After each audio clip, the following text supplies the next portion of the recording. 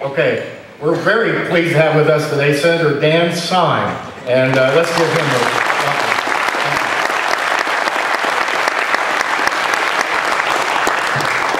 I will say I'm encouraged in Frankfurt that we have more and more of our legislators who are jumping on the transparency bandwagon, and I appreciate that. We just need more of them.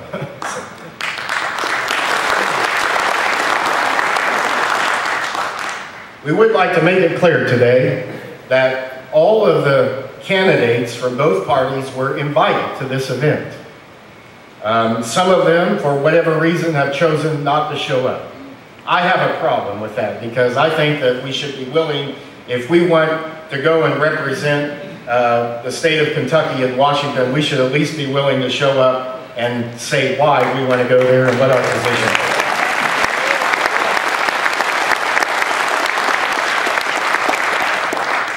And so today we're not going to have a debate so much as we are an informative session, and I think it's going to be a good session, and I want you to have your questions ready because we are going to ask you and give you an opportunity following some comments by our esteemed guest, Dr. Rand Paul, and some questions by the panel here. We are also going to give you a chance to ask your questions, and I hope that you will be willing to ask questions that maybe we don't think about. Nobody can think of all the questions, so please feel free. There is liberty here today to ask your questions. I would just ask that you not use that time to make long, rambling statements, because somebody has the off switch that they can throw on the mic if we need to. So we will use that, by the way. But we do invite you to ask your questions and to be ready to do that as part of this great event today. And again, we did invite candidates from both parties. This is a nonpartisan event. The Bluegrass Institute is nonpartisan. We do not endorse candidates, but we endorse the principles that our founders believed in: individual liberty, economic prosperity, personal responsibility, and a right and a respect for the life and property of others. And so we are here today to express that and to be a part of this event. And now, have I covered everything, Dr. Simon, that you wanted me to? I believe I have. Is there any? Yes. Okay. And so we do want everybody to know the Democrats were invited, and they didn't show up. And other Republicans didn't show up. So pray for them.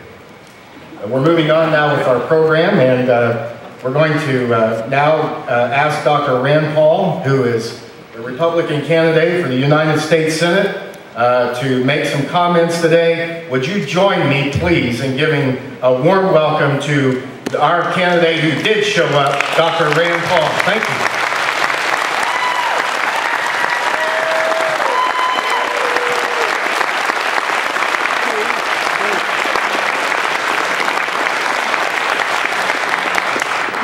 Thank you. Thank you very much for coming. It was cold in December 1776. Thomas Paine was retreating south with George Washington.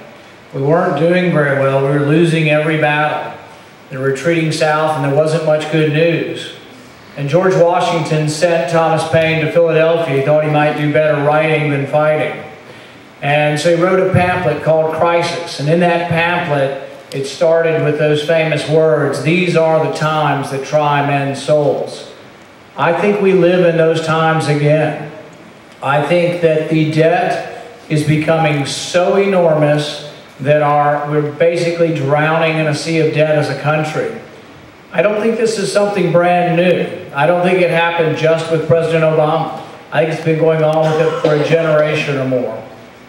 And I do think it's serious. Our debt this year will be 13% of our gross national product, nearly $2 trillion. They recently raised the debt ceiling $1.9 trillion. We're spending money at $53,000 a second. Interest alone on the debt is $383 billion. It's out of control. And I think there's some bipartisan blame to go around. I don't think it's just the Democrats. I don't think it's just the Republicans. But I think it's a little bit of both. Now, when I got started in this about a year ago, the first speech I gave, or one of the first speeches I gave, was on April 15th of last year. I'll never forget it because I was coaching my 10-year-old's baseball team, and they said, will you come down to this thing we're having on the square, this tea party? And I said, well, I'll try to do it. I have a game. And I left the game with my assistant coach. I went down to the square, and I thought maybe 10 or 15 people will show up. I'll speak for a few minutes, and I'll go back to the game. I showed up on the square in Bowling Green, and there were 700 people on the square in Bowling Green. This phenomenon happened all across America last April 15th. Louisville had over 1,000 people. Lexington had over 1,000 people. Paducah had over 1,000 people. Some people said, oh, it's just this certain network, or it's just the Republican Party. It's not. I know you're not because I've met you. Many of you may be Republicans, but many of you are independents. And I also know one thing in particular, even if you are Republicans, the issues matter most. You don't want someone who will be a rubber stamp for a party. You want someone who will do what's right, will try to rein in out of control federal spending.